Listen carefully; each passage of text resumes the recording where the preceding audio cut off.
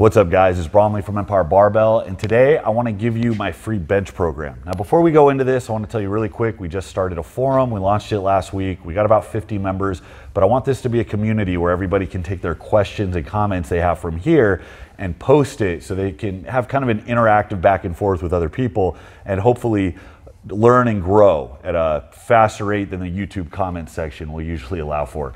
But I'm going to try and be as active as possible as I can on that forum. I'm going to try and answer as many questions, go a little bit more in depth on some of the topics we talk about here. Down the road, it's going to be a paid site. I'm going to look at charging people a couple bucks a month, but for now it's free. And if you sign up while it's free, it will always be free for you. So go ahead and sign up, empire-forum.com. Link is in the description. So let's get a community built. Now, I'm going to go into this bench press program real quick. I want to talk about where the inspiration for this came from. One of the first ebooks I ever bought was damn near 20 years ago. It was before Facebook existed or YouTube. It was before bodybuilding.com, I think, was even a thing.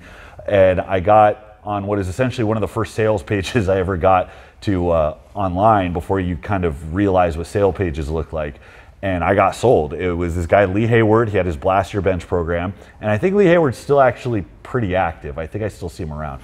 But basically the program amounted to a 3-week blast where you bench 5 days a week.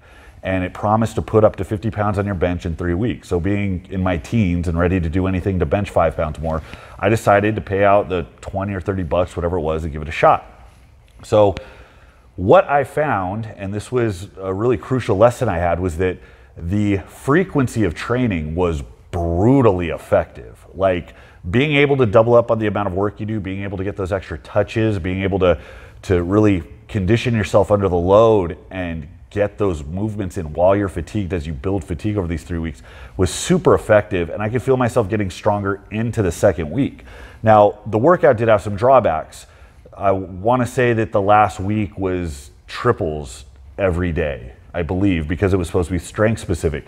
So that makes sense in the directional aspect, but what you have to take into account is recovery. So by the end of the workout, my pec insertions right by my shoulders, they felt like dry rubber bands. I mean, I was really surprised I didn't tear something by the end of it because I had a bunch of inflammation, my shoulders felt junky.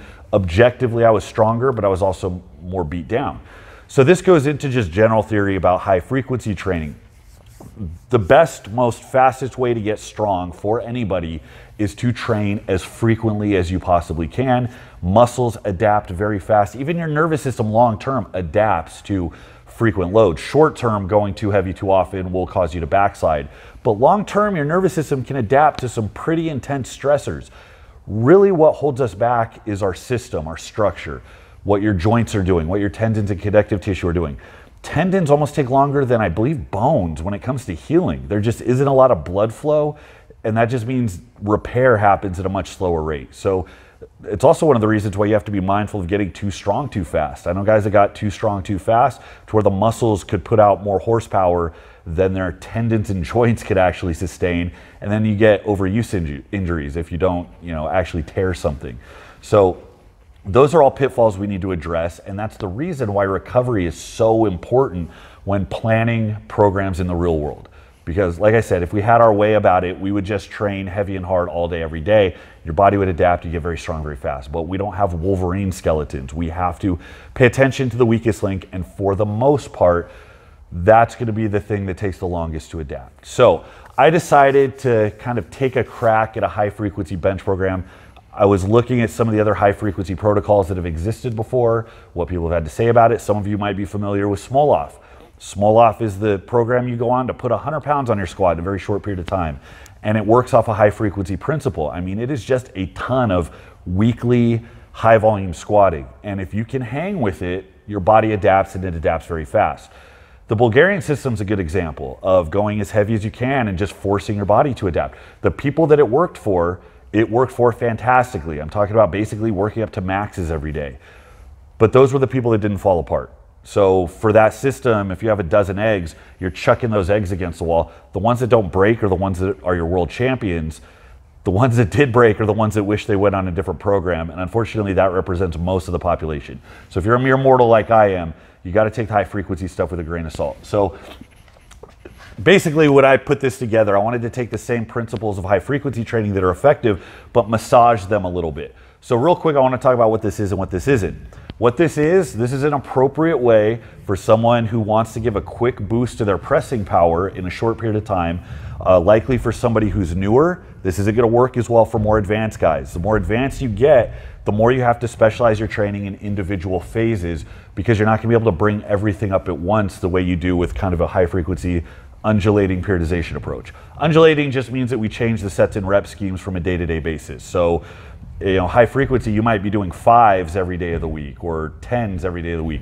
Undulating means you're going from 3s one day, maybe 8s another day. You're moving the threshold back and forth. It's almost like working different phases of a whole periodized cycle, but instead of doing it linearly, you're kind of putting those chunks together, so it's a little more concurrent. So you're kind of training all those phases at the same time.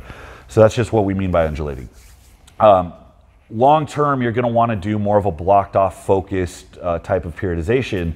But for now, especially for some of you that are newer to intermediate, you can get away with this. You can benefit from it in the short term. So this is a way to boost your bench in a short period of time. It is a way to kind of reap the benefits of hard focused work now, looking to the future to kind of rest, restructure, and find a more developed, well-rounded, kind of predictable way of training down the road. So this is more for beginners. This is a viable way to increase your strength in a short period of time. What this is not, I would say, for advanced lifters. If you're an advanced lifter, you're probably not on my YouTube channel looking for a free bench program. But that's just so you new guys know that down the road, this isn't going to be viable. And a lot of the things you got away with in the early years, it's important to know they're not going to be viable down the road. You have to find smarter, more proven methods, more consistent methods of progress. So these little one-off, blasts, these quick little just blitzes to get your lifts up, they tend to work less and less down the road. This is not for people that have any current issues. If you have achy shoulders, if you have tendonitis in your elbows, if you've struggled recovering from your typical bench workouts, please do not do this, because it will make those issues worse, and I'll get angry emails that, I caused the bursitis in your shoulder to flare up. This is only for people that are going into it happy and healthy, because even at the end of this, you're still going to feel a little raw, and you're going to have some well-deserved recovery time on your plate if you want to bounce back and take those strength gains into the future and continue developing. This is not a consistent way to train. Okay, this is something you're going to do once. Maybe you run through it again in a year, who knows? But this is not something you're going to do back to back, you're going to bookend, because even if it's effective as far as strength gains go, it will very likely eat you up.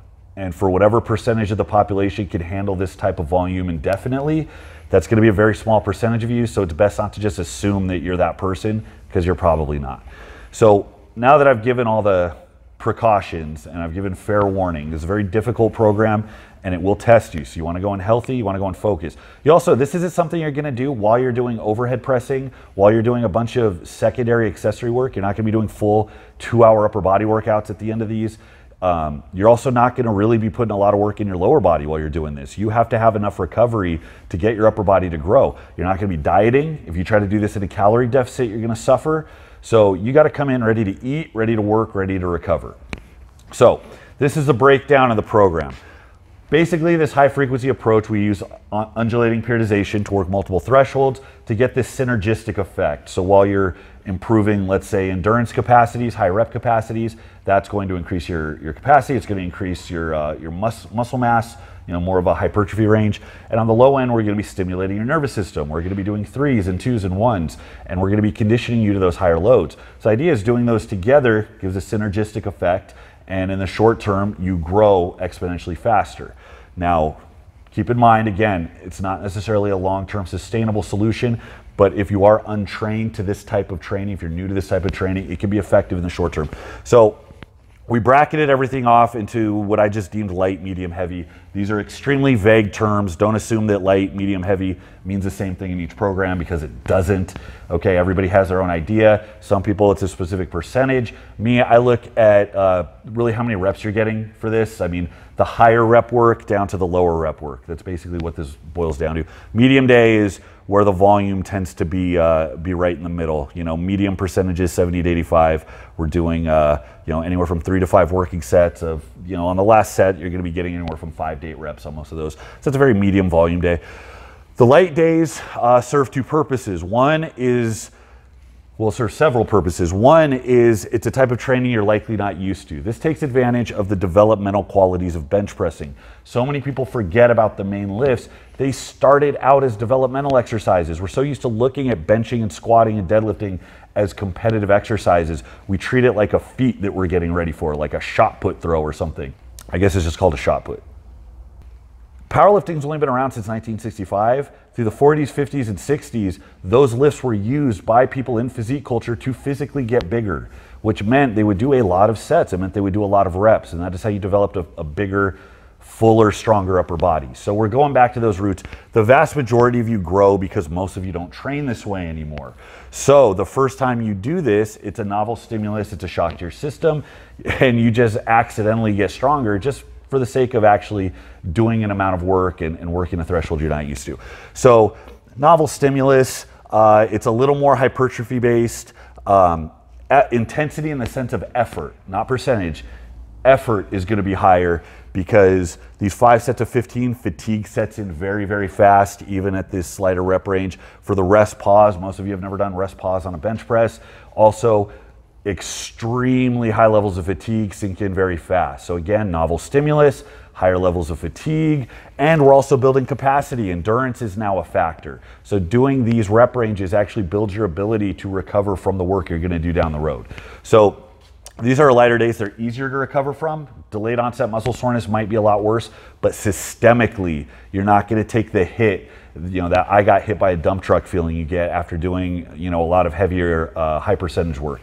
So these are lighter days, medium, and what you're gonna notice is these are all pretty consistent. I would use these as standalone progressions, and I'm really just putting all these progressions in a straight line and then using them together, alternating back and forth. So this medium progression, you know, 70, work up to 85%, utilizes a plus set at the end, which just means you take it to failure. This is where you accrue most of your volume in the workout.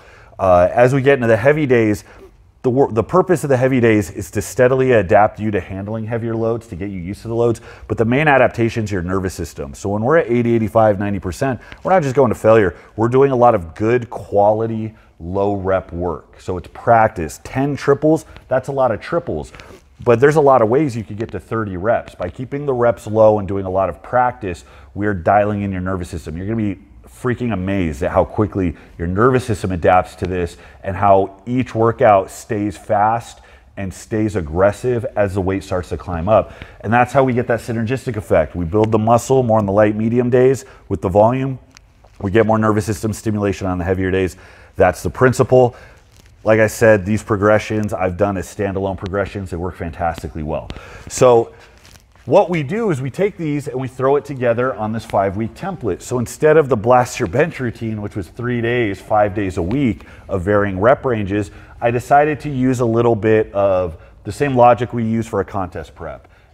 If I'm trying to get you guys to hit a test on this day at the very end of the 5 weeks, that basically serves as our competition day, which means I'm gonna have you guys peak the same way I would have you peak for a meet. So what you'll notice is we only go 3 days the first week. You know, notice how the off days, we go from 2 off days to none, and then we start to sprinkle in more recovery at the end.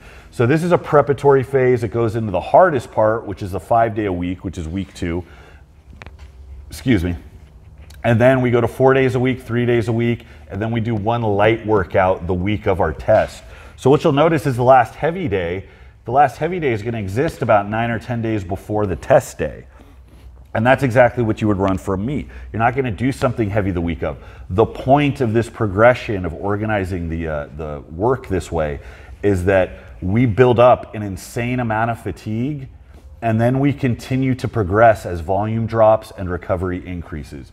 So for those of you that freak out getting ready for a meet because you don't like not doing anything, you get nervous the week of because you're supposed to be resting, but you feel like you got to lift something. If you do your peak right, understand that you're building up this level of work, which means your recovery's in the tank. So as we go into, 2 weeks out and 3 weeks out, we bring the amount of work down, your recovery is starting to build back up. And then the week of, when we take work all the way down, even though you're not doing anything, recovery is still increasing and adaptations are still being made. And that surge of recovery that you get in this last week is what's going to set you up for that big number. So you don't want to come in after the hardest week and be like, oh, hey, did my bench get stronger? Lay down trying to hit something big. You're going to be fatigued. You're going to feel crusty. The bar speed's going to be low. If you're going to go through something like this and it's going to put a substantial amount of weight on, make sure that you handle the last couple weeks right, because the recovery here is absolutely huge. That's what's going to make the number that you put up here. And hopefully that gives you insight down the road on how important managing recovery is. So instead of looking at each individual workout as a driving factor of progress, you really start to see it as this whole kind of holistic approach where it's week to week placed together, how fatigue changes, how the work changes, so that when you manipulate fatigue and recovery in the right way, you get these very predictable swings in strength. So you can actually point on a calendar and say, this is going to be the day I come in strong because this is where I rested and this is where my heavy work was. And that pattern of work, work, work, take it back, recover, that's what leads to that continued predictable cycle of strength. That's what a lot of you are missing. So, like I said, this is kind of a fun off-season thing to do. Please do not try to get through your normal bodybuilding workout by doing this. The link is in the description. It's going to give a more thorough breakdown. It actually has a more in-depth description of the progressions. It has this on a calendar. It's very easy to follow. It's about 20 pages long. It's free. You just got to click on it, type in your email address. You'll have access to download it, and that's it. And feel free to share it around. I mean, feel free to give it to your friends. Remember that you got to be smart. It's going to be a lot of work, right? Make sure you're recovering. Make sure you're taking care of your joints. Make sure you don't have any pre-existing issues. And I'm eager to see how you guys do with this. Once you would get through something like this, I would strongly recommend a deload after your test day on week 6. And then after that, I would go back to a more lower frequency, longer drawn out approach, because you're not going to be able to keep those aggressive swings in strength going indefinitely. Okay, they got to be packed and pocketed into small contained efforts, and you can't block those together back to back without fail. That's just a recipe for disaster. So go ahead and click the link at the bottom, try it out. Let me know by week 5 how it turned out for you. Give me all the feedback. I want to be able to sharpen this up and make it better. If there's things I missed, if there's things that didn't work out the way you thought they would, go ahead and let me know. I want to hear all the feedback, both good and bad. Also, go ahead and join our forum. I set aside a special category just for training logs. So if you guys want to start a training log, I'm there, I'm watching everything, I'm commenting. I might be able to give you some insight if you keep track of your training. Let's build a community, guys. empire/forum.com, link is in the description. Thanks again for watching the video. Until next time, this is Bromley at Empire Barbell. I'll see you.